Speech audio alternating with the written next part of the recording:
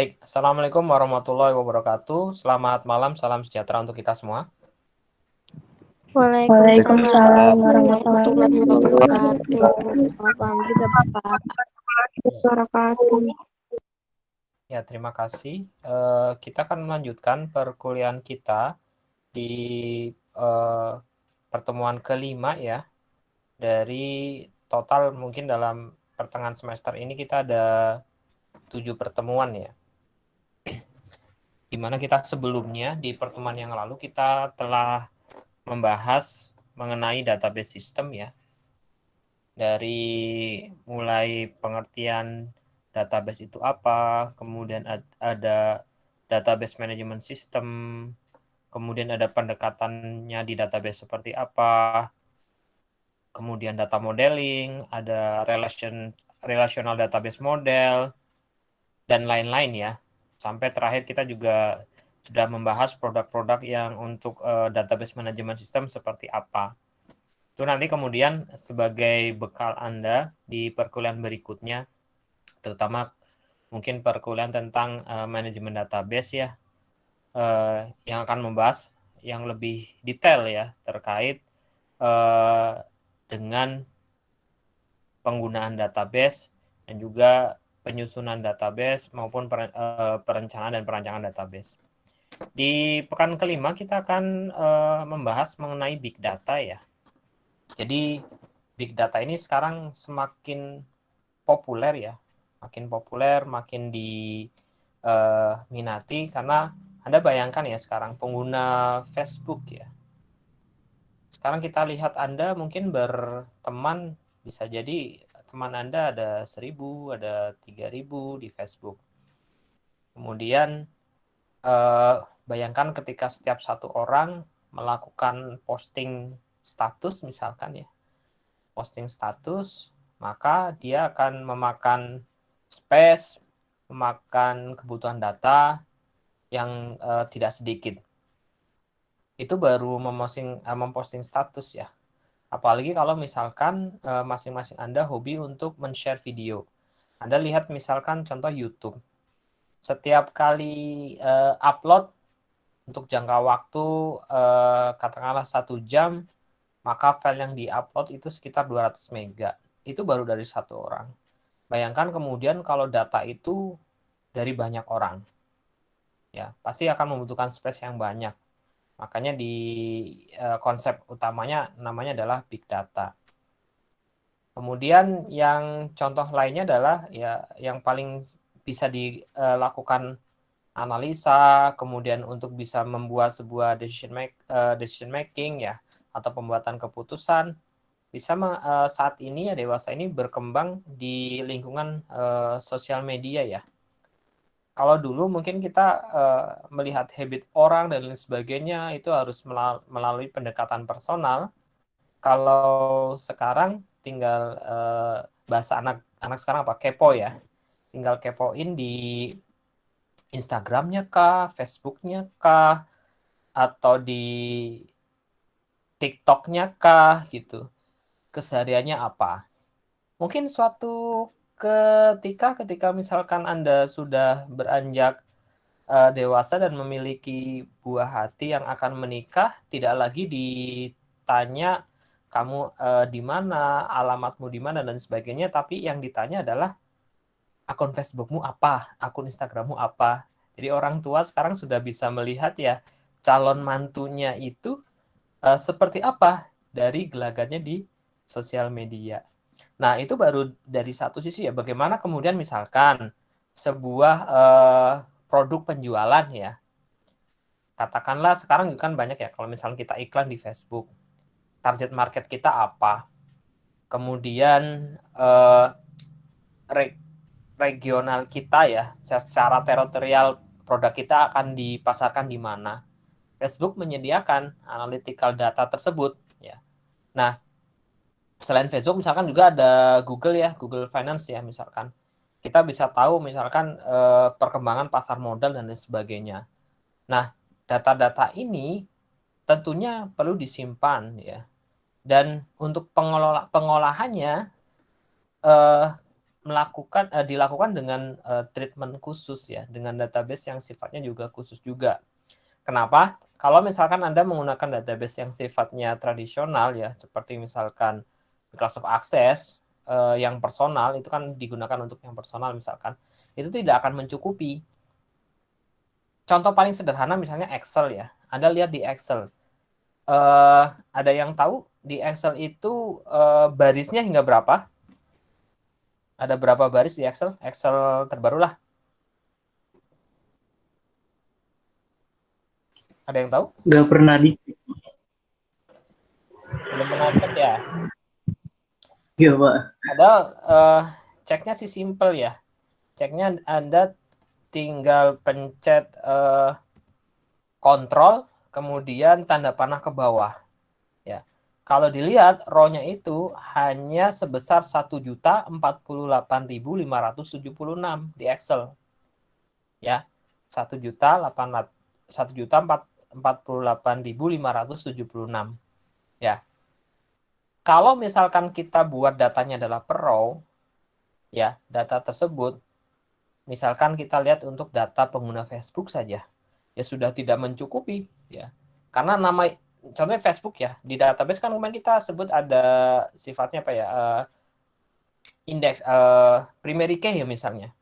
Berarti datanya ada berapa tuh di Facebook? Ya sesuai dengan pengguna Facebook. Karena perlu Anda tahu bahwa tidak mungkin ada pengguna Facebook yang menggunakan nama yang sama. Nama yang sama pun tidak boleh ya. Misalkan jadi Anda misalkan akun Facebook saya ADDIN 2.0 misalkan. Anda tidak bisa lagi menggunakan akun tersebut.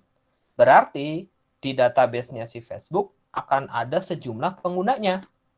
Kalau misalkan dia dimasukkan ke data di Excel, maka tidak cukup. Ya. Dan lain-lain. Contohnya misalkan menggunakan akses ada limitasinya. Menggunakan database SQL Server ada limitnya. Belum lagi proses searching-nya. Ya.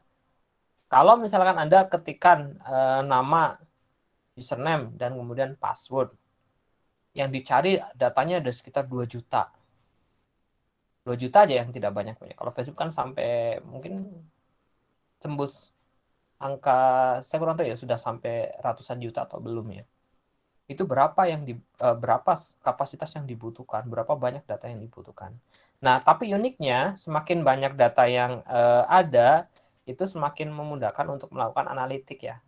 Karena kalau kita lihat di ilmu sosial sendiri, ketika misalkan kita sampling sesuatu dengan jumlah populasi yang banyak, maka akan semakin mendekati aktual.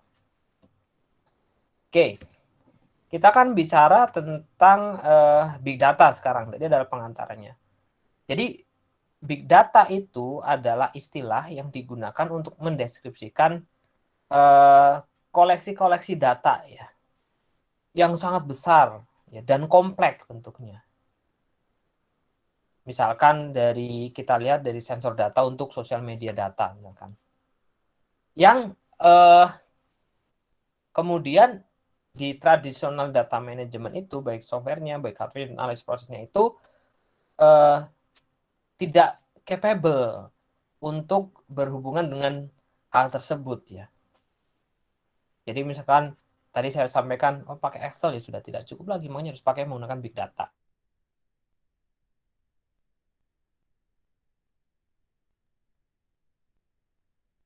Yang pertama volume atau banyaknya. Ya. Nih, di tahun 2014 saja ya.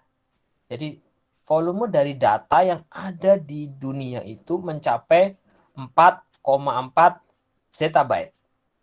Jadi kalau 4 zettabyte ini setara dengan 1 miliar ya. Biliar, 1 biliar gigabytes lah. Pokoknya sangat banyak kurang lebihnya, sangat besar gitu ya. Bayangkan Anda kalau misalkan laptop Anda kapasitasnya berapa giga? Ada yang laptopnya kapasitasnya 1 tera ada? Pernah melihat kapasitas harddisknya? 1 tera, Ada Pak. 2 tera, ada HDD tapi. HDD ya, bukan SSD ya. Ada yang 1 tera misalkan. Anda bayangkan, ini berkali-kali lipatnya data. Dan prediksinya ya sampai saat ini di 2020 itu diprediksikan akan ada 44 zettabyte. 44 zettabyte. Bayangkan itu sangat besar sekali. Ya. Kalau boleh dilihat itu yang namanya zettabyte itu di atasnya, jadi gini, ada kilobyte, di atasnya kilobyte itu megabyte, di atasnya megabyte ada gigabyte, di atasnya gigabyte ada terabyte. Ya, kalau ada 1 terabyte itu berarti itu satu orang ya, Anda punya data 1 terabyte. Terus di atasnya 1 terabyte ada petabyte, berarti 1000 tera. Di atasnya ada exa, berarti 1.000.000 tera. Nah ini zettabyte itu berarti 1 miliar tera. Bayangkan, 1 miliar tera. Berapa itu? Banyak sekali datanya. Oke. Nah, oleh karena itu kita bicarakan bahwa data ini sudah sangat besar dan bisa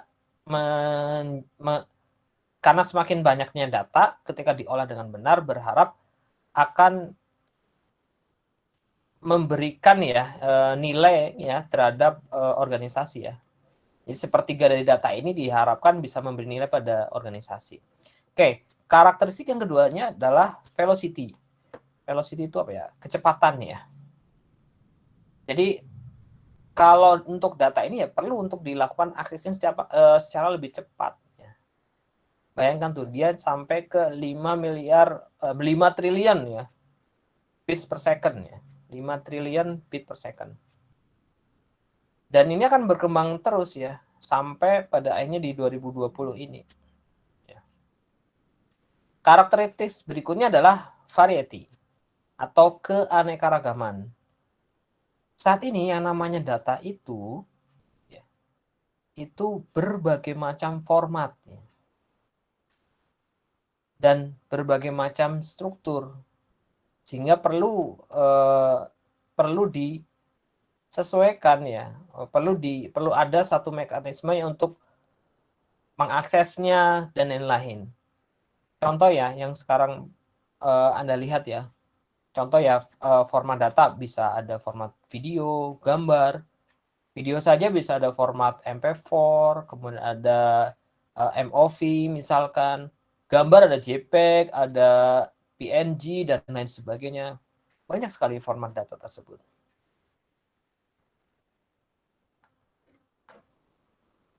Jadi, kalau boleh dilihat ya di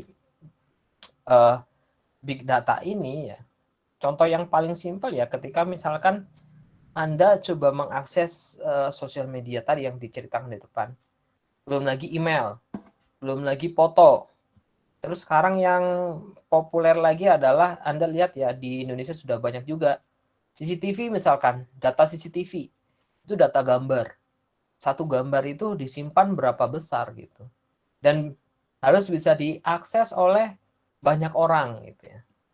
Bayangkan misalkan ada yang paling populer itu misalkan Jasa Marga ya. Jasa Marga itu punya CCTV di setiap tol gitu dan bisa diakses. Biasanya itu kalau misalkan pas Lebaran dan sebagainya itu trafficnya tinggi sekali ya. Sehingga kadang-kadang ngehang. Kemudian apa lagi? WhatsApp ya. Anda dalam sehari mungkin bisa mengirimkan berapa karakter tuh ke teman Anda. Belum lagi kalau Anda punya grup. Grupnya ada 10. Ya. Terus Anda misalkan broadcast ke 10 grup. Berarti data Anda ditransfer ke 10 grup tersebut. Taruhlah Anda mengirimkan sebuah video ukuran 5 mega. Ukuran 5 mega tersebut dikirimkan ke 10 grup. Berarti total ada 50 mega. Dan seterusnya.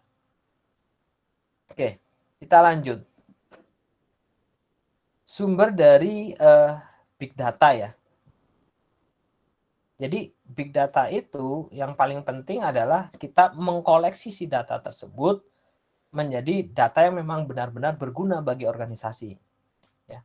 Bermacam-macam jenisnya.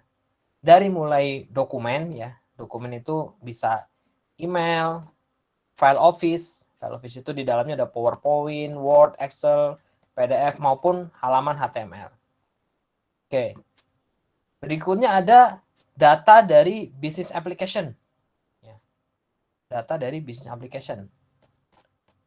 Business application kita sudah ceritakan ya di depan ya, untuk software itu ada sistem software dan application software ya. Application software bentuknya macam-macam. Salah satunya yang komplit ERP itu Enterprise Resource Planning. Kemudian ada CRM atau Customer Relationship Management, ada PLM, ada HR atau Human Resource ya. Ini data-data ini bisa menjadi sumber sebagai sumbernya big data. Berikutnya ada dari sosial media ya. Di sosial media itu apa? Ya ada Twitter, data di Twitter, data di Facebook, LinkedIn, Pinterest dan lain sebagainya.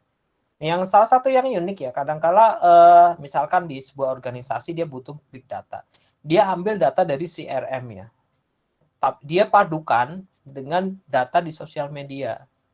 CRM itu Customer Relationship Management. Dipadukan dengan data yang ada di sosial media sehingga sehingga dihasilkan sebuah sistem analytical yang kuat. Oke. Yang lain, sensor data. Sensor data itu bermacam-macam ya. Sekarang apalagi ya terkenal dengan istilah IoT ya misalkan. Itu contohnya misalnya proses control device, smart electric meter, atau packing line counters ya. Contoh misalkan ya yang banyak dipakai aplikasi namanya SCADA ya di perusahaan-perusahaan. Kita bisa melihat sensor-sensor mengkontrol misalkan suhu mesin di jam tertentu itu ada berapa sampai berapa, reportnya, datanya kemudian dilakukan analytical di big data dan seterusnya. Berikutnya ada media ya. Media ini yang banyak ya, besar-besar lagi biasanya. Image, audio, video, live data feed, podcast. Kemudian ada lagi mesin log data. Log data itu biasanya dia menyimpan kejadian-kejadian tertentu sehingga kemudian si bisnis ini bisa memproses lognya ya. Memproses di sisi mesin log data tersebut ya. Sehingga kita bisa tahu historicalnya dan lain sebagainya dari log itu. Log itu adalah catatan-catatan ya terkait dengan aktivitas yang terjadi dalam sebuah baik itu aplikasi, mesin ataupun sebuah sistem. Contoh misalkan saya punya perangkat jaringan Cisco misalkan, saya setting dia ada lognya. Atau misalnya saya punya komputer atau punya server, saya setting ada lognya. Log ini sifatnya bisa di-generate retensinya atau seringnya dia di-generate bermacam-macam. Ada yang misalkan di-generate setiap 2 detik sekali atau 1 detik sekali, itu artinya real time. Atau real time ya, bahwa 0 detik langsung diupdate, update. Setiap ada kejadian diupdate, setiap ada kejadian diupdate. Bayangkan kalau satu data itu ukurannya 1 kilobit saja misalkan. Itu berarti kalau misalkan dalam 1 hari, di 1 detik ada sudah berapa tuh? Jadi 36.000 kali 24. Sangat banyak. Lalu ada public data nih ya. Public data sebagai source-nya si big data. Public data itu bermacam-macam ya. Contoh misalkan Anda sering lihat ya, sebetulnya kalau di Indonesia itu ada namanya BPS ya, Badan Pusat Statistik ya. Kita bisa melihat sebetulnya data-data tersebut ya di pemerintahan. Di Indonesia pun sebetulnya punya sumber ya. Saya lupa lagi alamatnya apa ya. Kalau tidak salah data.org atau apa gitu. Bentar saya coba set ya. Di situ kita bisa melihat data-data dari setiap kementerian. Ya. Ada publikasi ya, banyak publikasi data dan lain sebagainya. Dari kementerian ataupun misalkan dari lembaga-lembaga pemerintahan lainnya. Karawang sendiri pun ada BPS-nya. Jadi Anda bisa melihat bukunya sendiri ya, atau misalnya akses datanya ke dalam data pemerintahan tersebut. Oke. Kita lanjut kemudian ada ke archive ya. Archive itu data-data historical ya. Historical itu data-data lampau ya misalkan. Data-data transaksi lama ya, archive bisa yang 10 tahun yang lalu atau misalkan data archive 5 tahun yang lalu yang masih diperlukan. Masing-masing misalkan masing-masing itu standarnya berbeda-beda. Misalkan ada yang archive itu 5 tahun datanya kah atau 10 tahun dan seterusnya. dan itu biasanya dilakukan untuk proses analytical. Oke. Kita lanjut. Nah, ini ada beberapa penyedia layanan big data ya. Layanan big data di dunia. Contoh misalkan ini ada data.gov misalkan. Ya, ini berarti di luar negeri ya. Ada Facebook Grab. Ada FBI Uniform Crime Report. Gunanya macam-macam. Mungkin yang tadi saya ceritakan contoh misalnya adalah Google Finance ya. Itu portal untuk melihat stok market data selama 40 tahun tuh. 40 tahun jadi dia lihat pergerakan nilai saham dan lain sebagainya. Kemudian di CIA misalnya nih. Ini ada data governance ya sifatnya ya. Jadi di situ ada data-data informasi ekonomi, pemerintahan, sejarah, infrastruktur, militer, dan juga populasi dari 267 negara ya. Ini datanya CIA. Kalau Anda melihat healthcare data ya, melihat untuk misalkan untuk kepentingan analytical Anda dan sebagainya, datanya ada di healthdata.gov misalkan. Itu untuk portal untuk melihat sejarah dari Amerika selama 125 tahun tentang kaitannya dengan healthcare-nya di sana. Oke. Kita lanjut ke penggunaan dari big data ya. Kita akan memberikan contoh bagaimana organisasi kemudian menjadikan big data itu untuk meningkatkan ya operasionalnya, hari ke hari operasionalnya, kemudian ada perencanaan dan juga decision making. Jadi operasi sehari-hari ya, kemudian perencanaan dan decision making. Oke, kita ambil contoh. Yang pertama untuk retail organization ya. Retail organization monitor ya. Jadi misalkan kita berjualan ya dan lain sebagainya ya. Itu retail organization monitor social network nih. Kita langsung, mohon maaf saya tadi mungkin salah menjelaskan. Jadi retail organization monitor social network. Contohnya apa? Facebook, Google, LinkedIn, Facebook, Google, LinkedIn, kemudian Twitter, Yahoo ya. Yang kemudian dia akan menawarkan sebetulnya ya, di dalamnya ada iklan-iklan ya. Anda mungkin pernah tanpa sadar bahwa ketika misalkan Anda melakukan pencarian dan lain sebagainya, maka si sosial media ini akan memiliki algoritma pencarian yang nanti related dengan si para pemasang iklan ya. Contoh misalkan Anda sering kalinya Anda mencari apa ya? Contohnya misalkan perlengkapan memancing misalkan. Anda sering searching itu. History datanya akan diambil oleh sosial media, kemudian diproses, dan setiap kali Anda mengklik sesuatu, lebih banyak iklannya adalah tentang apa yang Anda cari. Yaitu dalam hal ini misalkan Anda menggemari pancing ya. Jadi si algoritma si sosial media ini sangat bagus ya.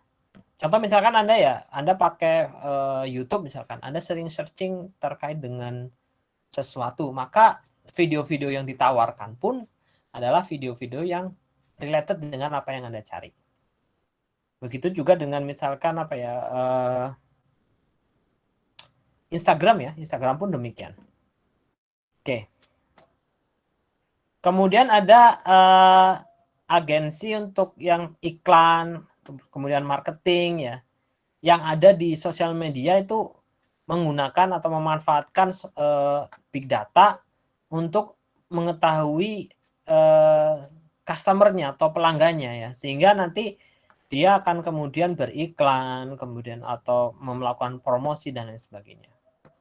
Ya, itu di dunia penjualan. Nah, sekarang di dunia kesehatan ya.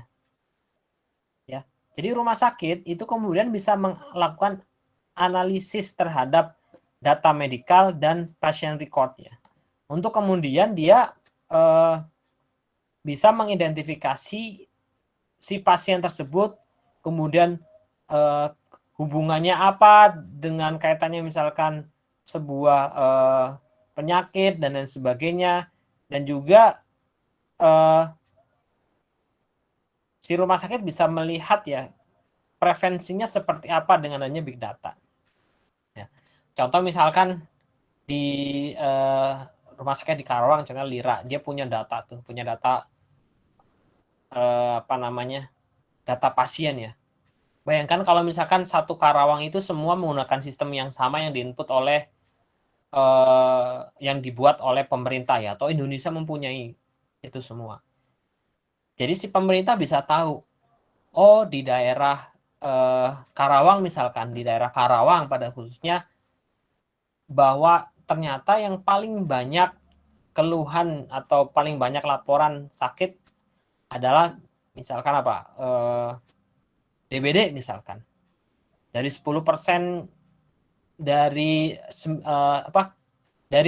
dari total keseluruhan masyarakat yang sakit, ternyata 90%-nya DBD. Di daerah lain akan diidentifikasi yang berbeda misalkan. Sehingga pemerintah bisa lebih tepat menganalisis kebutuhan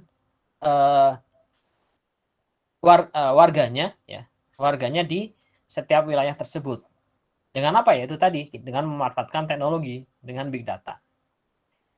Yang kita sayangkan ya, contohnya misalkan kita saat ini di sisi COVID ya, kita tidak punya aplikasi yang tersentral ya sebetulnya, sehingga sering kali terjadi kesalahan ya, baik itu input maupun yang lainnya, karena big data yang ada ini tidak dijembatani dengan aplikasi yang baik gitu.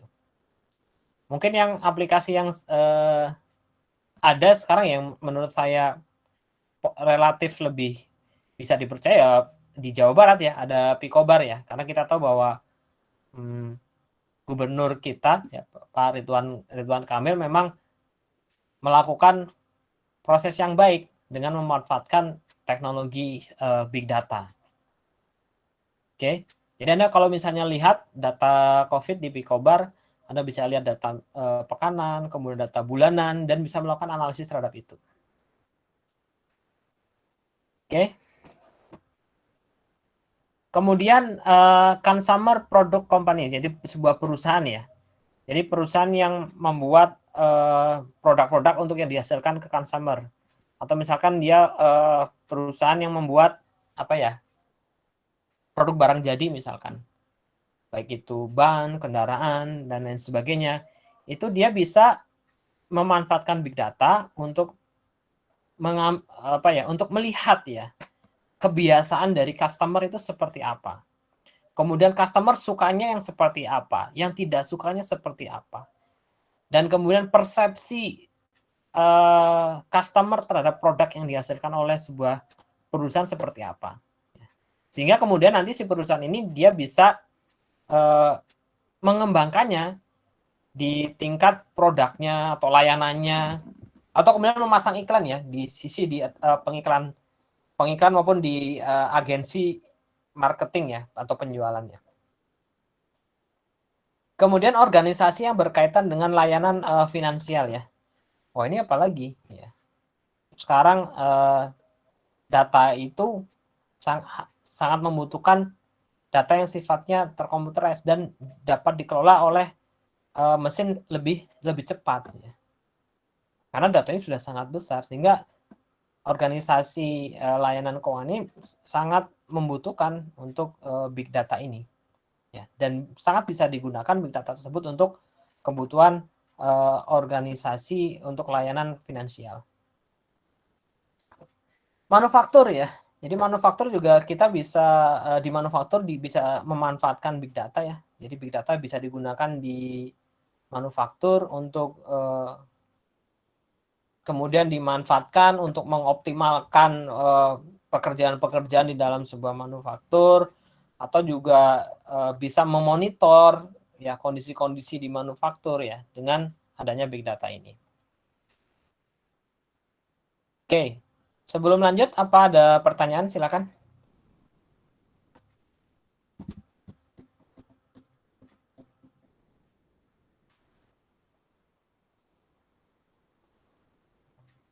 Ada pertanyaan?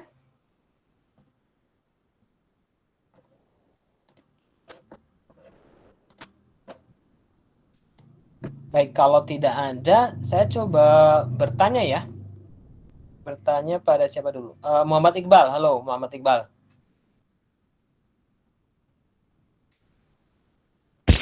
Iya Pak. Muhammad Iqbal,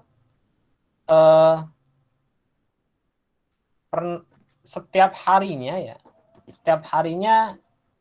Anda berapa sering mengakses sosial media?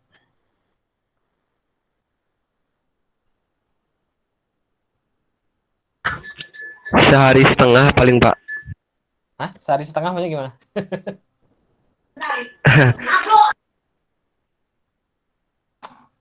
Nah, yang Anda temui ya di sosial media biasanya Anda mencari apa? Mohon maaf, apa Pak? Agak kurang jelas ya, Muhammad Iqbal ya.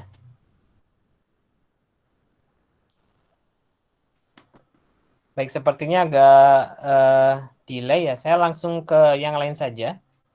Coba ke siapa? Oh, Iqbal langsung keluar. Halo Safira. Iya Pak, kenapa? Baik, Safira. Safira kerja di mana? Apa? Safira kerja di mana? Kerja di Pindo Deli. Oh, Pindo Deli ya. Manufaktur berarti ya. Iya, Di iya. bagian apa? Iya Pak, suaranya Di bagian apa? putus-putus. Oh, suara saya putus-putus ya? Iya, nggak jelas. Oh, jadi tadi pas waktu saya menyampaikan materi juga putus-putus berarti ya? Enggak Pak, kalau di sini. Di Risna nggak putus-putus ya? Enggak Baik. Pak, lancar. Terima kasih Risna sudah konfirmasi. Kalau gitu saya tanya Risna saja bagaimana? Boleh Risna Pak. kerja di mana? Enggak kerja Pak. Memanfaatkan sosial media? Jualan Iya, tidak? Tidak. Kalau suka akses sosial media tidak? Suka Pak. Yang biasa diakses apa? Instagram. Instagram. Anda pernah memperhatikan ketika misalkan Anda sering melakukan proses pencarian atau kemudian sering Anda banyak memfollow orang-orang dan lain sebagainya, maka di feed yang paling depan yang set itu relevan dengan apa yang Anda butuhkan. Iya Pak. Biasanya Anda mencari apa di Instagram?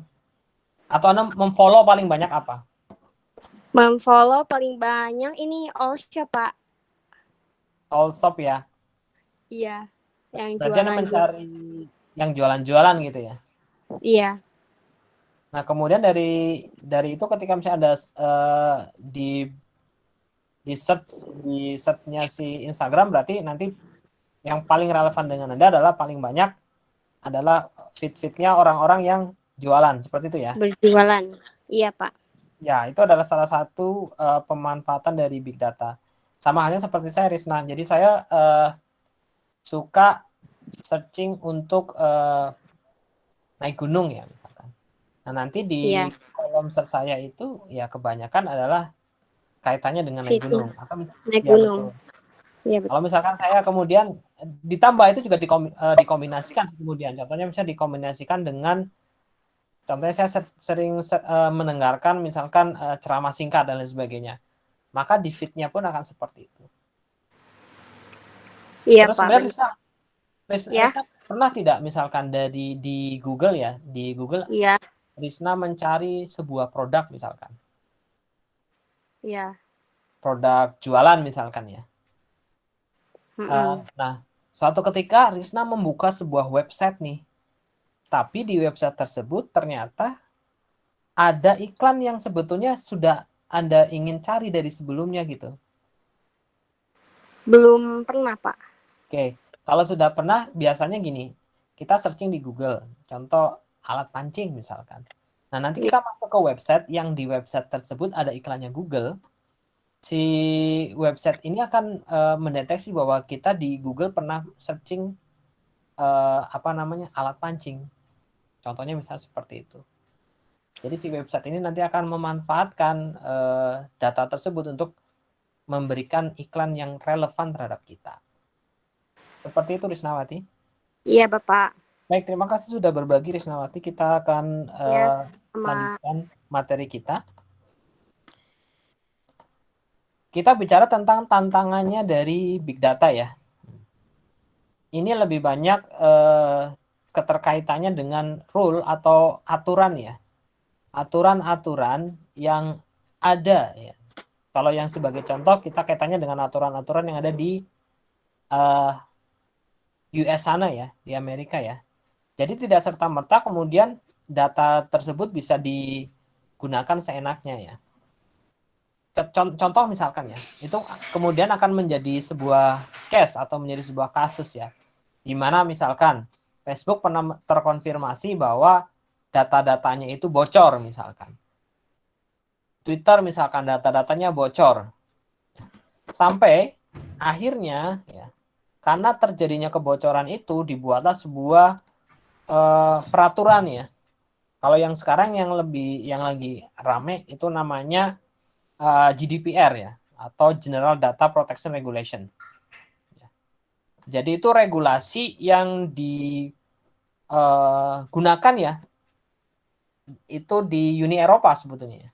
Jadi regulasi-regulasi itu terkait dengan perlindungan data, perlindungan privasi ya. Karena sebagai contoh misalkan Anda sebagai kasus di Indonesia yang sering ya sebetulnya, tiba-tiba kok nomor telepon Anda itu mendapat SMS yang ditawarkan oleh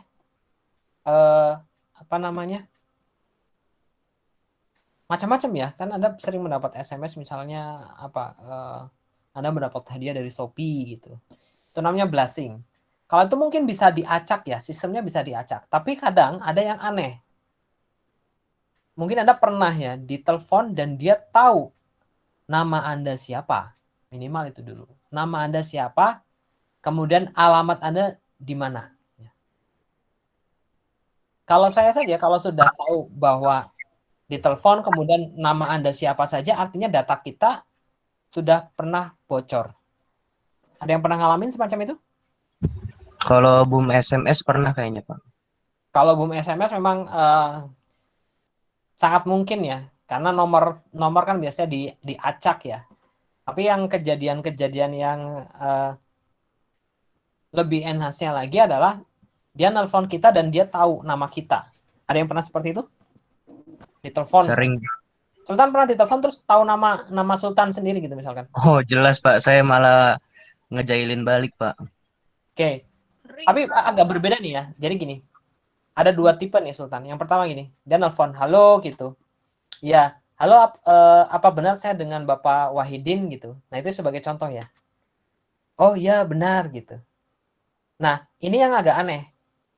Kok dia tahu nama saya, dia tahu nomor telepon saya, dari mana gitu misalkan. Tapi ada juga yang menggunakan trik sosial, dia mengacak sebuah nomor, kemudian dia melakukan trik sosial semacam ini, "Halo, apa kabar?" gitu. Ya baik, ini dari siapa? Wah, masa nggak kenal sama saya? Nah, contohnya seperti itu. Nanti kita akan menduga-duga kan. Kalau zaman dulu awal-awal belum banyak seperti itu, jadi kita langsung menebak, oh si Anu ya misalkan, si Oki misalkan. Oh ya aku Oki, dan seterusnya. Nanti dia cerita dan lain sebagainya, sampai akhirnya dia meminta dikirimkan sesuatu atau minta ditransfer dan lain sebagainya. Seperti itu ya Sultan? Iya, Pak. Kalau itu kayak menduga-duga kayak, oh masa nggak kenal sih yang teman-teman dulu gitu. Ya betul. Minta lagi di polisi biasanya atau enggak minta pulsa urgent gitu. Ya, semacam itu. Nah, ada lagi yang sebetulnya agak menakutkan ya. Yang menakutkannya semacam ini. data sekolah anak gitu. Jadi kasusnya kita nelpon, kemudian kita ditelepon oleh orang, dia tahu nama anak kita dan sekolah di mana. Ya. Kemudian akan berbicara kepada kita bahwa anak kita itu mengalami kecelakaan dan harus dioperasi, ya kan? Itu case semacam itu pernah terjadi. Artinya apa semacam ini? Jadi ada kerentanan bahwa data-data yang ada di big data tersebut itu bocor, baik bocor dari sisi security atau memang diperjualbelikan. Ya efek negatifnya adalah ya tadi itu bisa dilakukan untuk tindak kejahatan. Contoh misalkan sebelumnya kita tahu bahwa Tokopedia itu kena breach ya, namanya breach. Jadi data pelanggan bisa didapatkan oleh orang lain ya. Nah data itu sebetulnya penting ya, apalagi kalau misalkan username Anda dan passwordnya Anda ketahuan dan Anda punya saldo, ya itu lebih berbahaya lagi. Tapi hal lain yang lebih berbahaya adalah misalkan itu digunakan untuk trik sosial, misalkan yang tadi seperti tadi untuk menelpon, kemudian nama anak kita tahu gitu, alamatnya di mana, orang tuanya siapa, nomor teleponnya di mana gitu. Itulah kenapa di big data ini banyak sebetulnya kaitannya dengan rule-nya atau aturan-aturan yang harus ditepati. Ya. Simpelnya gini, kalau misalkan kita bicara rule, berarti kita ada bicara tentang audit atau kepatuhan ya. Jadi misalkan sebuah perusahaan ya, kita percaya ya, apalagi banking ya, di Indonesia sangat ketat sekali regulasinya. Regulasi big data dan sebagainya. Dulu sebelum ada GDPR ya, yang namanya data kartu kredit kita ya, itu dipertukarkan di nasabah ya. Di antar maaf ya, misalkan data rekening kita itu ditukarkan di internal di kalangan mereka ya, salesnya mereka ya, ditukarkan dengan sejumlah uang. Atau kalau misalkan Anda mau rajin ya, Anda buka di Bukalapak ya, Anda bisa cari sebetulnya jual data pelanggan misalkan, itu di Tokopedia ada yang jualan semacam itu. Data pelanggan internet, data pelanggan e-commerce, dan lain-lain. Ya, itu kan sangat bahaya ya sebetulnya. Oleh karena itu kita perlu, apalagi yang kaitannya dengan big data, perlu sekali regulasi-regulasi ini untuk dipatuhi atau diikuti. Ya. Karena apalagi kalau di Indonesia mungkin kita akui bahwa penegakannya masih belum maksimal ya. Tapi kalau di luar sana yang namanya kalau sampai contohnya Anda memberikan data ke pihak bank, kemudian ternyata data Anda ini bisa bocor, banknya bisa dituntut, Anda bisa mendapatkan ganti rugi. Ya, kalau kita di sini agak berbahaya kadang ya. Kita sebagai contoh misalkan kasus rumah sakit Omni saja ya. Waktu itu mungkin Anda pernah dengar Ibu Prita Mulyasari ya, yang melaporkan yang curhat tentang rumah sakit pelayanan dan sebagainya, malah yang dipidanakan beliau gitu. Jadi sense of awareness-nya masih kurang terkait dengan hal tersebut. Oke. Ini banyak ya rule-rule di sana, ada Bank Secrecy Act, kemudian Best to Accord, kemudian California Senate Bill itu aturan ya, Act juga aturan ya. European Union Data Protection Directive maaf, dan lain-lain. Saya kemarin lihat, nah ini dipakai juga di tempat saya ya, namanya Sarbanes-Oxley, tapi yang undang-undang Sarbanes-Oxley ini yang dikombin dengan aturan di Jepang, jadi namanya Japanese Sarbanes-Oxley atau GSOX ya. Diadopsi jadi GSOX, ini ada GSOX. Ya, di kami yang namanya data itu harus mengikuti aturan ini ya. Kenapa? Karena agar sebuah perusahaan masuk ke Tokyo Stock Exchange ya, bursa saham Tokyo ya, itu harus mematuhi GSOX ya, aturan-aturan yang di dalamnya, dan aturan-aturan di dalamnya ketat. Contoh misalkan data kita harus di backup, terus bagaimana menjaga data kita agar tidak bocor, kemudian langkah preventifnya apa, kemudian aplikasi yang kita gunakan apa, apakah aplikasi ini aman atau tidak, data pelanggan yang kita publish apakah dilakukan proteksi, dan lain-lain. Ya, itu menjadi sebuah challenge atau tantangan dari big data, karena memang harus dipatuhi aturannya. Jadi tidak serta-merta orang itu bisa dimanfaatkan seenaknya. Dan setiap sosial media pasti ada regulasinya. Nah, saya coba tanya ya ke misalkan siapa? Halo Eka Fahreza. Halo Eka. Ya Pak, Eka punya sosial media? punya Pak. Facebook punya? Punya tapi jarang dipakai Pak. Instagram punya ya? Iya.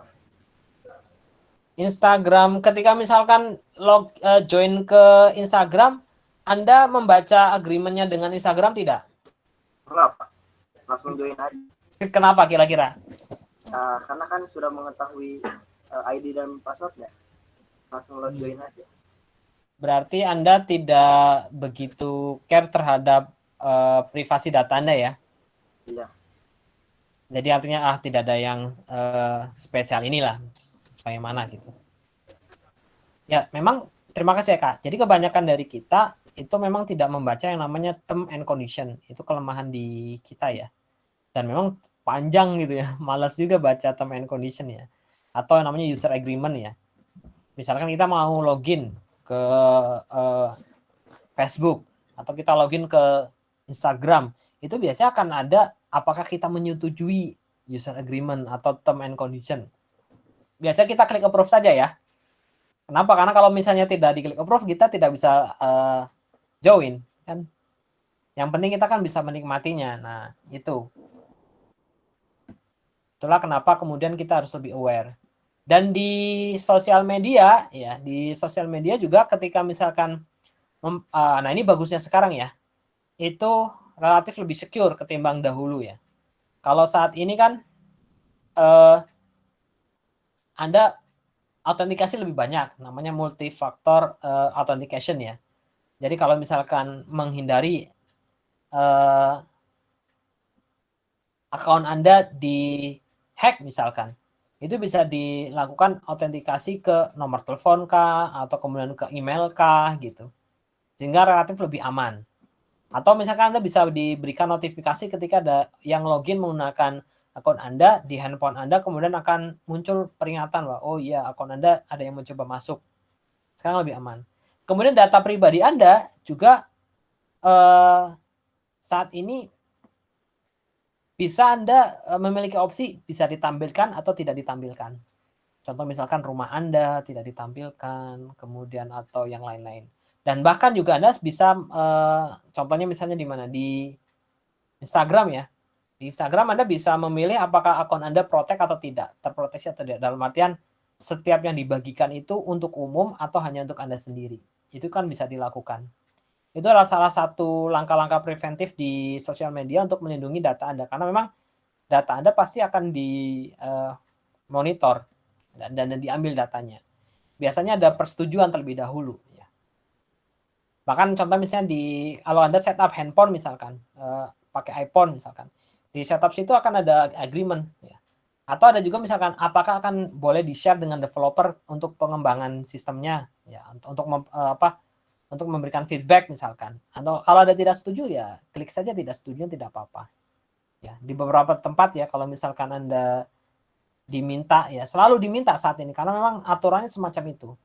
Even misalkan Anda ada sebuah situs yang dia mengambil data dari komputer Anda, maka dia akan minta izin terlebih dahulu sekarang. Karena aturannya seperti itu.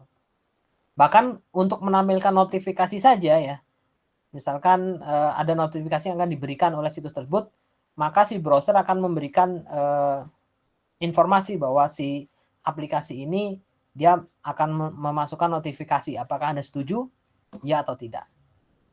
Ya, sekarang relatif lebih baik, walaupun memang masih tetap akan ada celah terkait dengan hal itu. Oke. Kita lanjut ya. Untuk tadi pengertian big data-nya apa, kemudian tantangan dari big data apa, sekarang kita lanjut ke sisi data manajemen ya. Di data manajemennya big data itu ada data manajemen dan data governance.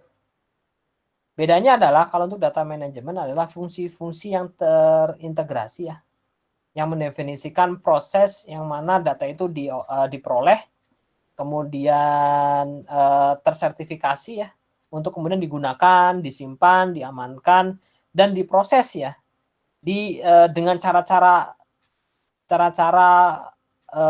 tertentu yang kemudian menjamin ya accessibility-nya ya, apakah ini dapat diakses atau tidak, reliability atau kehandalannya, dan timelines-nya ya, waktunya ya dari data tersebut sesuai dengan yang dibutuhkan oleh pengguna dalam sebuah organisasi. Itu namanya data manajemen. Kalau data governance itu adalah namanya governance, itu tata kelola ya kalau diartikan ya. Kadang diartikan seperti itu, governance, data governance berarti tata kelola data ya. Jadi core komponen dari data manajemen ya, yang mendefinisikan role-nya atau aturan-aturannya, kemudian responsibility-nya atau dia bertanggung jawabnya terhadap apa, kemudian prosesnya ya, proses-proses ya untuk memastikan data ini terpercaya ya, dapat terpercaya dan digunakan di organisasi dengan ya dia melakukan tata kelola terhadap misalnya siapa yang menggunakan, kemudian tempat mana saja ya yang bisa bertanggung jawab terhadap tersebut, atau maksudnya organisasi apa saja yang bertanggung jawab terhadap data tersebut ya. Keterkaitannya dengan apa? Keterkaitannya dengan proses klarifikasi dan juga pencegahan terhadap masalah-masalah yang terjadi dengan data. Itu namanya data governance. Nah, di data manajemen ya, di data manajemen itu ada 10 fungsi ya yang terkait dengan data manajemen. Apa saja? Yang pertama ada data arsitektur manajemen ya.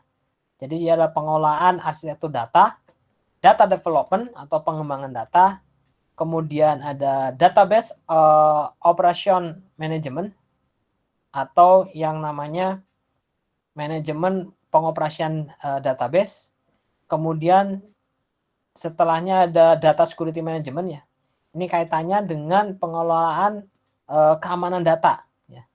Kalau kita lihat tadi arsitekturnya seperti apa, pengembangan datanya seperti apa, operasional seperti apa, maka yang tidak kalah penting adalah security-nya atau keamanannya.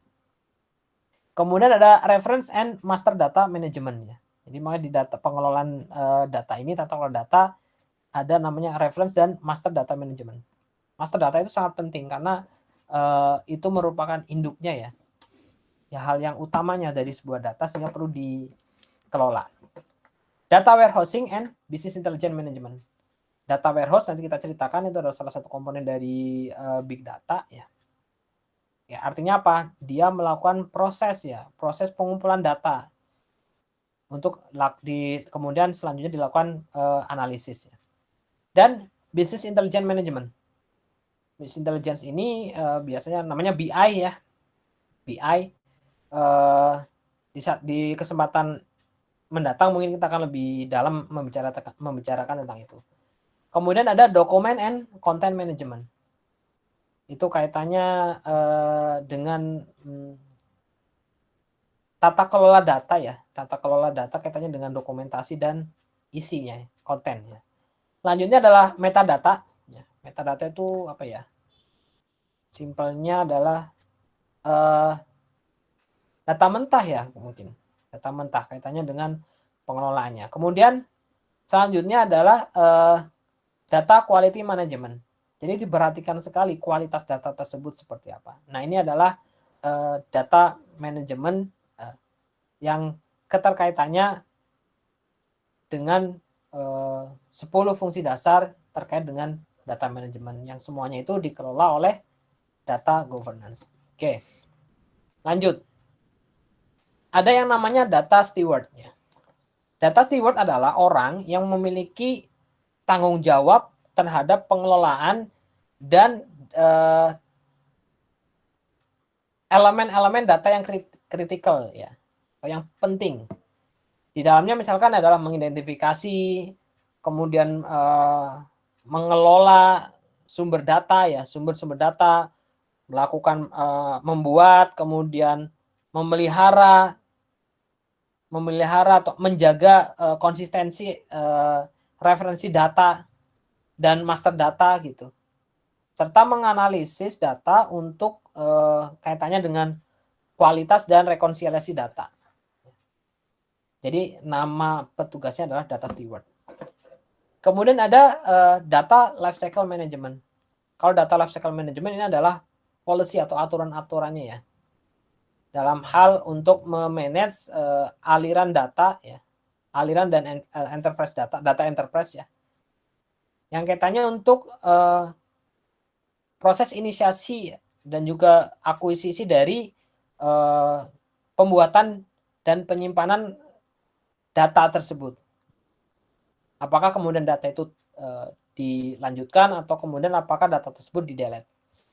Kurang lebihnya ya, di life cycle ini ada beberapa prosesnya ya, dari mulai mendefine kebutuhan data ya, kemudian mengevaluasi alternate source atau sumber-sumber alternatif ya, misalkan oh ternyata data ini tidak cocok dari sumber ini, berarti dia bisa ambil data dari sumber yang lain.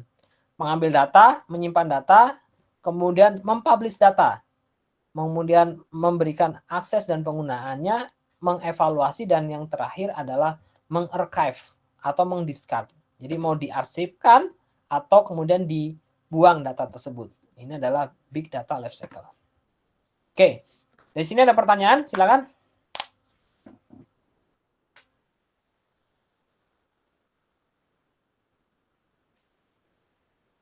Baik, kalau tidak ada kita lanjut ke teknologi yang digunakan dalam proses big data nih. Di big data ini ada namanya yang dikenal dengan istilah data warehouse, data marts, dan data lakes. Data warehouse, nah ini nanti mungkin Anda akan ada kuliah namanya data warehouse ya. Nanti akan dijelaskan metodenya seperti apa, kemudian tools-nya apa saja, kemudian mungkin juga disertai dengan contoh-contoh ya. Nah, jadi di proses di data warehouse ini itu ada 3 ya. Prosesnya namanya data extraction. Anda lihat, ini ada relational database. Kemudian proses pertama adalah dilakukan extraction. Extraction. Jadi extraction itu adalah data-data yang ada di database. Kemarin kita sudah cerita tentang relational database ya. Ada kaitannya dengan hubungan database. Kemudian dilakukan ekstraksi dari berbagai macam source. Untuk kemudian ditransform. Jadi proses pertama adalah ekstrak, kemudian ditransform. Kemudian yang terakhir adalah namanya di load namanya. Ya. Datanya di load. Setelah ditransform, dia kemudian di load. Di sini ada proses transform and load. Ya. Ada tulisannya di sini transform dan load proses. Kemudian untuk menjadi data warehouse. Data warehouse ini kemudian bisa diakses oleh si user. Ya. Jadi elemen utama dari data warehouse adalah namanya data extraction. Ya.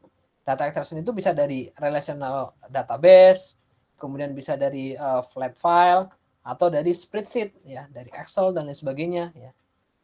Ketiganya ini kemudian diekstrak, ya, diproses ekstrak, kemudian setelah diekstrak ditransform, di load untuk menjadi data warehouse yang siap digunakan. Oke. Kita tadi sudah terangkan sedikit ya terkait dengan namanya di data warehouse itu ada 3 poin penting ya. Silakan Anda hafalkan ini karena mungkin akan keluar di ujian. Namanya ETL, extract, transform, load. Extract itu adalah dia mengambil sumber data ya. Bisa dari macam-macam ya, dari relational database, tadi dari flat file, bisa dari misalkan apa spreadsheet dan lain sebagainya. Kemudian setelah diekstrak dilakukan proses transform ya, mentransformasi sesuai dengan algoritma yang dibutuhkan. Dan kemudian proses selanjutnya adalah namanya load. Nanti Anda akan secara detail belajar tentang data warehouse di mata kuliah selanjutnya. Ini kita menerangkan bahwa proses dari sebuah data ya untuk kemudian jadi big data, itu di dalam big data ada proses namanya data warehouse. Di data warehouse kemudian ada namanya data marts ya. Kalau data marts itu adalah kaitannya adalah subsetnya dari si data warehouse. Ya. Kalau data marts adalah ini lebih keterkaitannya dengan konsep dari warehouse ya. Jadi ini adalah online analysis ya, dari bisa dari penjualan, inventory atau beberapa bisnis yang sifatnya vital ya, data bisnis yang sifatnya vital. Yang kemudian ini bisa disajikan untuk sebuah perusahaan ya, baik dari skala kecil, skala menengah maupun skala besar. Jadi kalau misalkan data mart ini, kalau sebelumnya data tradisional itu kan disimpan di dalam sebuah database tunggal ya. Nah kalau data mart ini, data ini bisa jadi merupakan data-data yang sifatnya diambil dari beberapa aspek tunggal ya. Untuk keperluan apa? Untuk keperluan kebutuhan bisnis. Contohnya misalkan ada data mart di dalamnya ada finance atau keuangan, ada inventory, penggunaan atau personel. Oke. Kemudian yang lain adalah namanya data lakes ya. Kalau data lake ini adalah traditional data warehouse ya, yang dibuat dengan mengekstrak ya. Kemudian transform dan loading incoming data ya, untuk kemudian dilakukan proses analisis dan aplikasi. Kalau ini lebih sifatnya apa ya? Lebih luas lagi. Jadi ada 3 tadi, data warehouse, data mart, data lakes. Oke. Itu terkait dengan teknologi yang digunakan untuk memproses big data.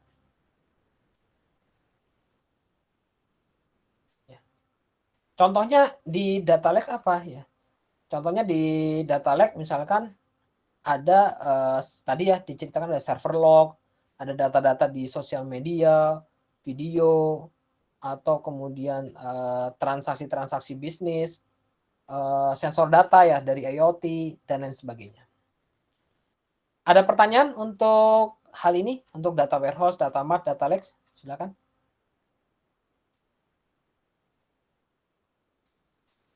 Baik, kalau tidak ada, kita akan berikan sampel untuk database apa sih yang digunakan di dalam big data ya, untuk memproses big data. Jadi bukan database biasa yang disimpan di, contohnya kemarin kita ada MySQL kah, ada SQL Server kah, ada Oracle kah, ya kita kan sudah ceritakan tentang itu, aplikasi-aplikasinya. Nah kalau di big data ini ada beberapa varian ya. Yang pertama namanya adalah NoSQL database. Ini nama database-nya. Kalau NoSQL database di dalamnya itu ada 4 jenis ya. Key value, kemudian ada dokumen, ada graph, ada kolom. Nah, ini masing-masing ya. masing-masing terkait dengan teknologi yang dipakai NoSQL dan produk vendornya apa saja. Di key value ini ada Hyperdeck, ada Couchbase, ada Oracle juga ternyata memiliki, ada OrientDB. Di sisi dokumen itu ada beberapa, ada banyak ya. Kemudian di sisi grafik dan kolom juga ada beberapa vendor yang memberikan layanan namanya NoSQL Database. Oke. Lanjut, database yang digunakan di Big Data apalagi namanya adalah Hadoop. Di Hadoop ini digunakan di Yahoo ya. Yahoo itu menggunakan Hadoop ya. Ini merupakan framework-nya yang sifatnya dia open source ya.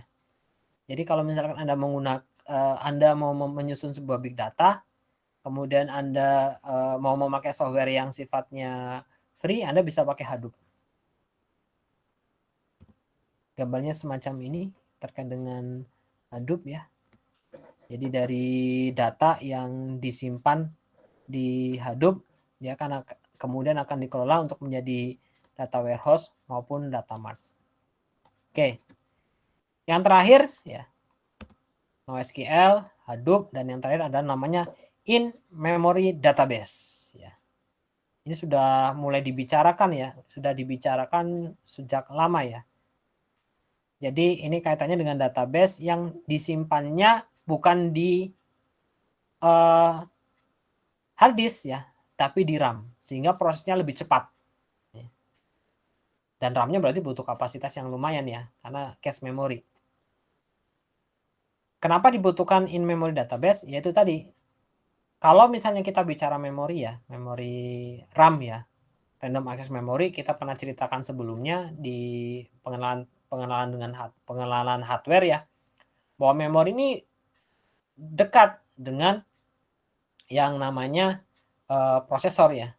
Sehingga kalau misalnya kita simpannya di hard disk misalkan, dia harus melalui di memori dulu, kemudian di memori baru diproses oleh CPU. Nah, kalau misalkan in memory, maka si database system ini disimpannya di dalam RAM sehingga prosesnya lebih cepat. Kenapa diperlukan proses yang lebih cepat? Karena yaitu mengolah data yang besar, namanya big data.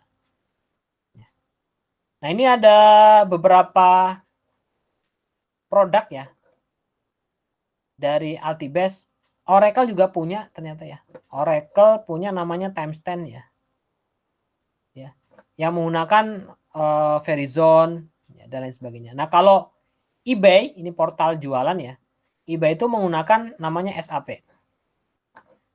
SAP punya produk namanya High Performance Analytic Appliance atau HANA. Jadi produk in-memory database-nya SAP namanya SAP HANA. Ini di tempat saya juga sedang rencananya akan dikembangkan di 2011 ya, menggunakan SAP HANA. Ya. Dan ini runningnya kemungkinan besar di cloud dan menggunakan proses in-memory database sehingga prosesnya akan lebih cepat sehingga lebih memudahkan bagi sebuah perusahaan untuk melakukan proses dan juga proses bisnisnya maupun analytical-nya. Oke, pertemuan pada malam hari ini sampai pada pembahasan in-memory database sudah selesai. Apakah ada pertanyaan? Silakan.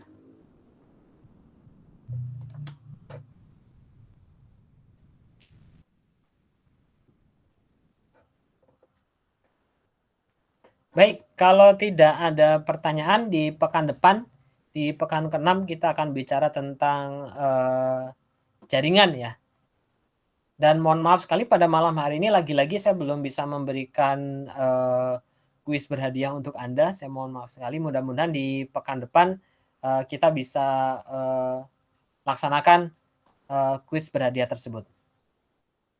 Apakah perkuliahan pada malam hari ini bisa saya akhiri?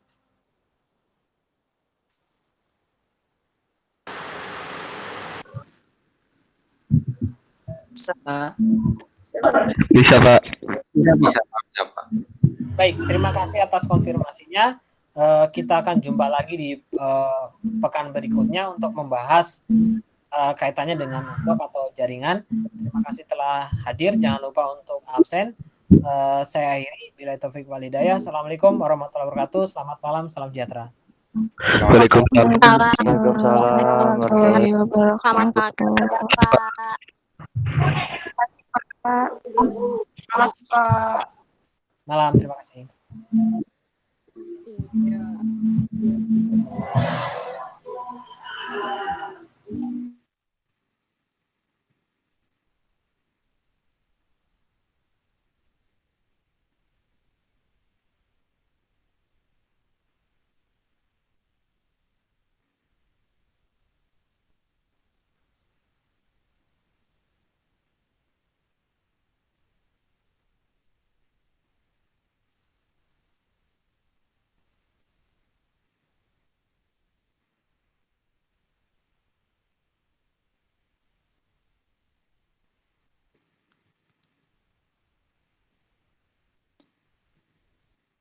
Selamat malam.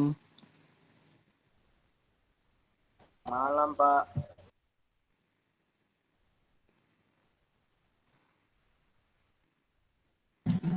Malam, Pak.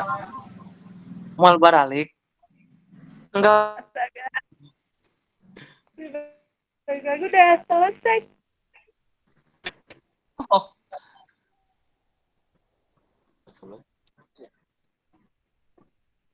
Pak.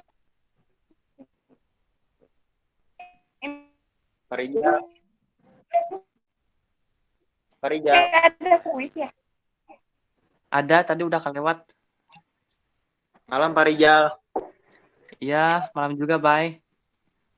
Ada apa? Ada yang mau ditanyakan? Mau nanya, Pak. Ya, silakan. Bapak dari mana, Pak? Dari tadi di sini mulu. Bapak di mana? Yuk, Ya. kita Ya. Apaan? ya. Apaan sih coba? Muncul nggak? Muncul nggak? Muncul nggak? Presentasi Bapak. Cek. Halo. Muncul. Sebelum Tes. belajar absen dulu ya. Oke, Pak. Oke ya, di learning ya. Cek. Ini gimana sih? Presentasi nggak bisa ya? Coba ulang. Pakai mana nih? Dulu ya. Belum. Windows. Oh, masih apa, Pak? Perkopian. Bentar. Dan Jangan gitu. Pak, ada kuis nggak, Pak? hah? Ada kuis nggak? Bentar ya. Bapak cariin dulu. Ada nggak? Muncul nggak? Muncul, Pak. Kopi. Siap. Pak, Ya. Ya. tutorial cara absen bagaimana, Pak? Oh, kita nggak ngebahas itu dulu. Nanti itu gampang. Oh, gitu ya. Presentasi apa? Ini kita tentang mau belajar tentang barista ya. Bisnis kopi. Kopi hitam, kopi pahit, atau kopi apa nih, Pak? Kopi susu. Susu naon nih, Pak? Susu. Susu Kopi. sakit. Kopi adalah minuman yang mengandung Oh, mengandung, usaha mengandung lah, Pak. Kobel, ke Iqbal.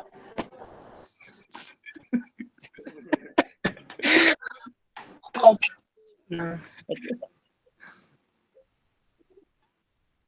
Ya. Jadi Ya. materi saya tolong tulis ya, soalnya agak sulit juga. Iya, Pak. Kopi adalah Itu- minuman Pak, ya nanti di UTS muncul nggak, Pak? apa? Di UTS muncul nggak tuh? Wah, banyak yang muncul ini mah. Catatan juga pada muncul. Ah, sudah. Siap. Jeng. Masih nggak gedean ya? Masih gedean. Ini cuman berapa orang sih? Cuman bertiga doang. Iya, Pak. Mana? Kopi. Kita kan model cuma bertiga. Oh, iya. Siap. Mantap, Mas. Ya, saya mulai ya. Kopi adalah minuman hasil dari seduhan biji kopi yang telah disangrai atau dihaluskan menjadi bubuk. Ya. Kopi Ya. salah satu komoditas di dunia yang dibudidayakan lebih dari 50 negara. Dua spesies pohon kopi yang dikenal secara umum yaitu kopi robusta dan kopi apa Rijal? Kopi apa? Lanjutkan, Pak. Kopi arabica. Berarti kamu belum kopi. Tuh. Tadi yang pertama kopi apa? Kopi robusta. Robusta itu seperti apa, Pak? Ada contohnya, ada gambarnya. Bentar ya. Itu berarti di sini. Nah, saya cari dulu. Kopi robusta apa kopi romusa nih? Robusta. Robusta. Ini kopi pendusta kali ya? Kopi pendusta katanya. Kopi robusta itu biasanya Pak, bentar, Pak. Bentar, Pak. Saya Pak mau itu bertanya, kopinya kayaknya Pak. Bentar bikin dulu, Rijal. Sabar. iya ya. Bedanya apa, Pak? Robusta dengan non tadi? arabica. Arabica. Sama-sama. Sama. No? Oh, kopi gitu ya. Oh, Rasanya apa gimana? Rasanya kayak Mading bukan? seperti Anda menjadi Batman. Jadi begini, kopi robusta itu biasanya lebih apa ya, lebih ke Apa, Pak? lebih ke asam atau Oh, asam Jawa ya? ya. Pak itu warnanya ada yang hitam, coklat itu beda ya atau sama? Gimana? Warna kopinya itu ada yang putih, ada yang hitam, ada yang coklat itu sama atau beda tuh jenisnya itu? Tergantung kita memfilternya. Kan kita mau bikin kopi itu ada bisa americano, ada juga yang biasa itu namanya itu. Nah, kalau yang arabica itu lebih ke pahit. Oh, seperti kopi tubruk ya, Pak? Bagaimana, Pak? Kalau Saya pernah coba, Pak, kopi tubruk. Rasanya, aduh, pahit sekali. oh, berarti kamu lidahnya nggak cocok. Oh, gitu ya, Pak? Iya. Itu hidupnya Reza yang pahit itu. Wah, kasar Anda. Mungkin dan ada yang mau ditanyakan? Tanya. Pak, Ya. izin bertanya, Ya, boleh. boleh tadi tampilin tampilan yang tadi Apa tadi? kopi. Gambar kopi mana gambar kopi? Nah, itu dilihat dari bentuknya, kira-kira bisa nggak untuk main congklak? Oh, iya.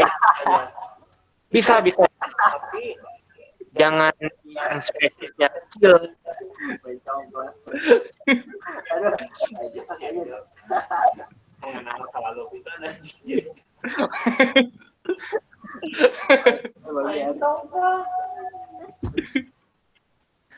Ini kopi Robusta Bondowoso kok.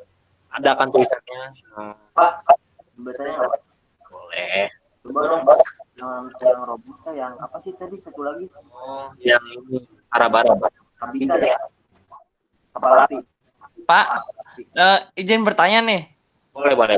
itu kan namanya kopi arabica ya, berarti dari Arab kan? Setengah dari Arab, setengah lagi dari Jamaika. Benar nggak, Pak? Ya. Tadi kenapa dari Bondowoso ya? Itu hubungannya apa? Itu ya. Kopinya Arabica, tapi tumbuhnya di Bondowoso. Jadi rasanya Bondowoso. Kalau orang Bondowoso pahit. Itu perjalanan dari Arab ke Bondowoso berapa lama ya? Perkiraan sih cuma Takutnya keburu busuk itu. 20 menit. 20 menit ya. Telepon ya, Pak? Dia pakai yang hitam. Wah, hitam. Tulisan, Pak.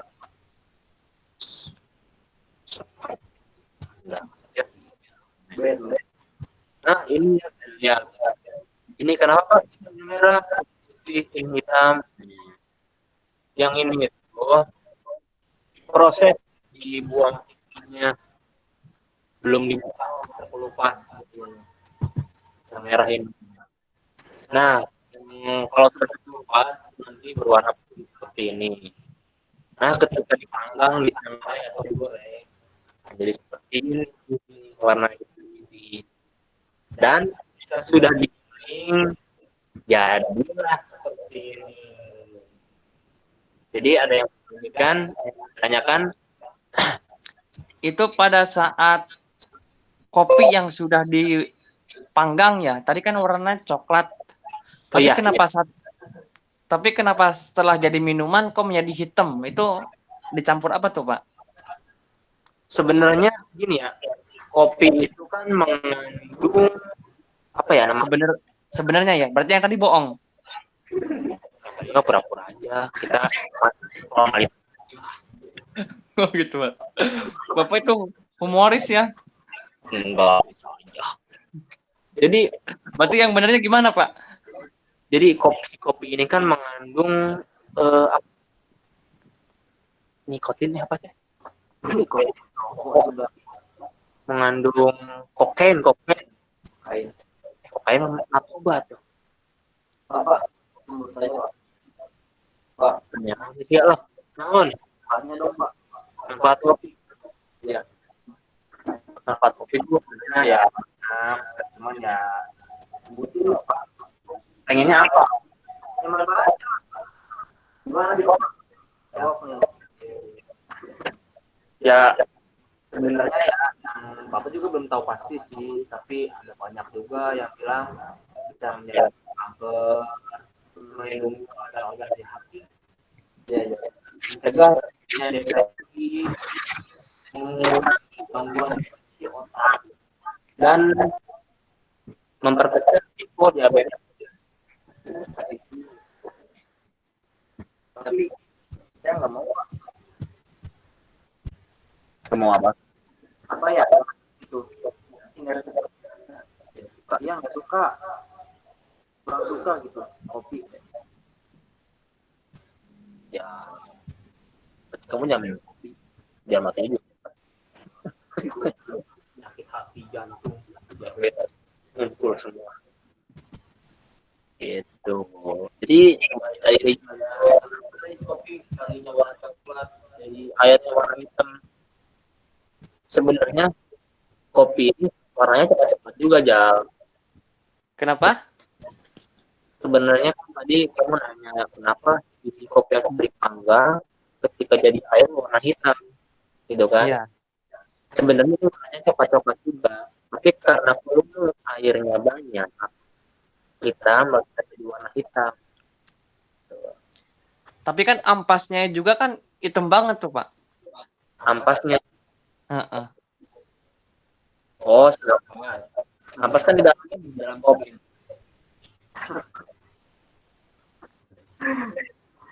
Di dalam kopi ampas kan digiling dulu. Nah di dalam kopi itu kan warna agak hitam gitu ya.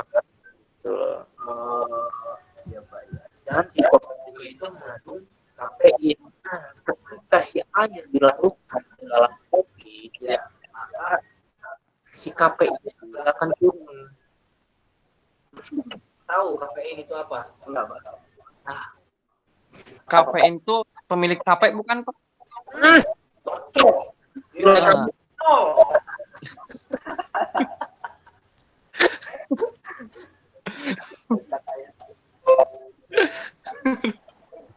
Pak, saya nggak bisa. Kenapa? Gimana, Pak? Oh, saya nih. Saya mata kuliah saya yang namanya perkopian. Oh, nggak ada di sini mah. Beda. Pak, ini untuk mata kuliah kopi itu berapa SKS ya? Sebenarnya dikarenakan kita panjang ya, yang namanya kopi itu kita tidak bisa langsung duduk, bisa spontan bisa, tapi kita butuh beberapa waktu sehingga berbulan-bulan untuk memahami kopi. Pak, saya mau tanya, Pak. Boleh. Ini kan bentar lagi UTS ya. Iya. Saya boleh nggak minta kisi-kisinya, Pak? Boleh. Boleh. Oh ya udah, nanti saya WA Bapak ya. Ya free aja. Tenang, Pak. Ada rokok sampai. Iya. Iya. Mantap. Ya, akhirnya ada beberapa hari ini. Ya, sebelum ditutup nih, saya mau satu lagi pertanyaan. Oh iya boleh. Bapak kan pecinta kopi ya? Pasti. Pasti. Itu bagaimana perasaan Bapak kalau hidup tanpa kopi? Bagaimana aku tanpa kamu? Sekarang gini ya. Begini ya. Kalau hidup tanpa makanannya bagaimana ya? Apanya Pak yang bagaimana? Rasanya itu bagaimana? Hidup tidak punya mata, punya tapi belum melihat. Halo? Hampa. Iya Pak. Nah, begitu. Kalau saya, tapi segini ya. Kalau misalkan Anda bertanya begini, gimana hidup Bapak tanpa kopi? Gitu kan? Betul Pak. Nah, di sini masih ada ya, lain. Dari awal tidak ada kopi, apakah sudah ada kopi tapi kopinya dihapuskan? Bagaimana itu? Saya masih bingung ini. Apa Pak yang dihapus apa Pak? Tulisannya? Iya, tulisannya. Tulisan. Yang dihapus apa Pak? Jadi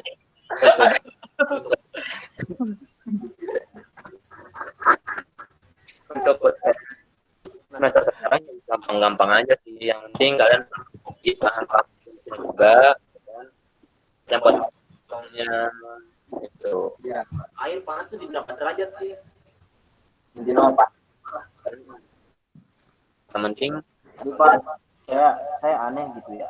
ya Orang minum kopi itu masih harus panas. Sampai ini juga gitu, Pak. Oh, itu sih cuman perbaikan gejala itu formalitas.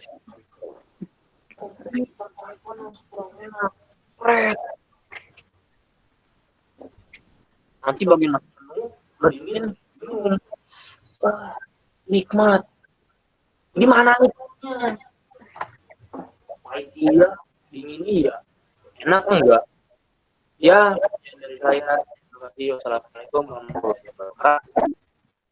Waalaikumsalam warahmatullahi wabarakatuh.